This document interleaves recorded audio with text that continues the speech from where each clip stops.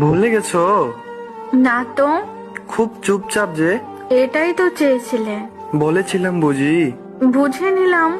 বেশি বুঝলে না তো? একদম না। কি করব বলো? ধন্যবাদ আপনাকে ধন্যবাদ কেন? শিক্ষা দেওয়ার জন্য। কিসের শিক্ষা?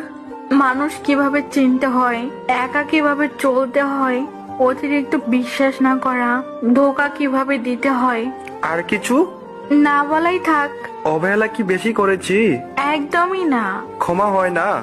আমি তো কেউ না। তুমি আমার সব। তা আজ হাস্যকর। ফিরে চলে আসো প্লিজ। ইচ্ছে নেই।